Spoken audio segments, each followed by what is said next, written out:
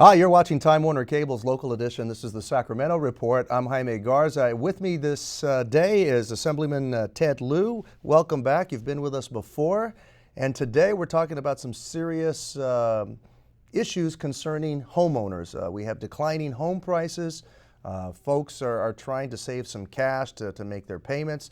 And we know that several counties, Los Angeles, for example, has been lowering property taxes, but perfect opportunity for scammers.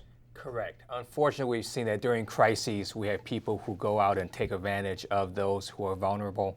If you get an official looking notice to lower your property taxes and they say they want an upfront fee, do not pay that fee because that's a scam. There is no reason to pay any third party any amount of money to lower your property taxes because the tax assessor will do that for free.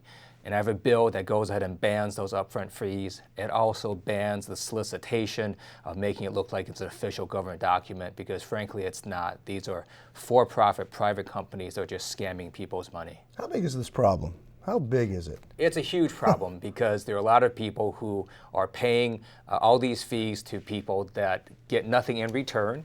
They pay $100 or $500 or sometimes even $1,000. They get no value back and they're out that money. They can't get that money back and nothing happens. All they have to do is call their assessor's office and they'll come down and look at your property and oftentimes they'll just lower your property taxes for free. So there's no reason ever to pay an upfront fee to any of these companies. And I want to make that point because I think even though we hear this time and time again, when you get it and you're struggling with money, you're trying to find some kind of a saving grace from somebody, and then it just kind of what we talk about now goes out the back door.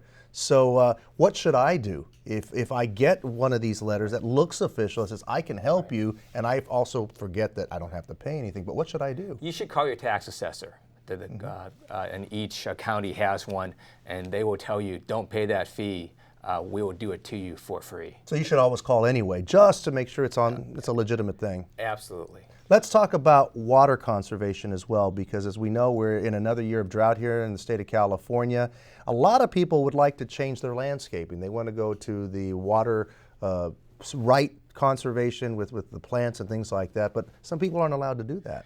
Approximately a third of our residents live in common interest developments, homeowners associations, and unfortunately some of them have these really strong rules that don't let you change your landscape to water efficient landscapes, and they punish you for doing so. And that makes no sense to me. We're in a 3-year crisis of a drought, and if people want to conserve water, have an efficient landscape, they should be able to do so without being fined. What the bill does is it prohibits homeowners associations from fining you if you want to go to a water efficient landscape. It's not as simple as that, I would think, from homeowners associations. I mean, they're going to say, well, wait a minute, we want to preserve the look of our community or our gated community. So would that entail, okay, yes, allow this type of landscape, but here are the limitations? We do put in certain kinds of vegetation that can or should be used, and so that it's not completely out of character with the rest of the development.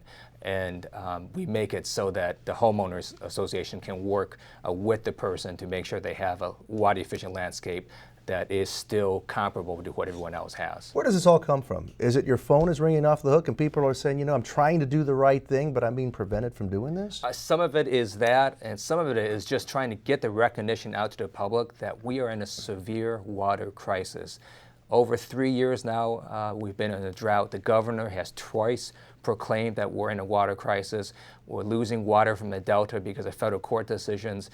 Cities are starting to ration water. Unless we do something urgently, we're going to have our water rates start rising and we're going to have water rationing and people are not going to know why it's happening. Key word is urgent. How soon do you think this bill will go through the final process for a vote? Well, it's on the Senate side now. Hopefully it will pass the Senate this year and be signed by the governor this year because the water crisis is immediate. And hopefully the homeowners associations will understand and make at least some adjustments. You think they're going to be up for that? I think they will. We're actively working with them to try to get them to go neutral on the bill. All right, Assemblyman Ted Lieu, you have a lot on your plate. Thanks for joining us today, and thank you at home as well. This is Time Warner Cable's local edition, the Sacramento Report. I'm Jaime Garza.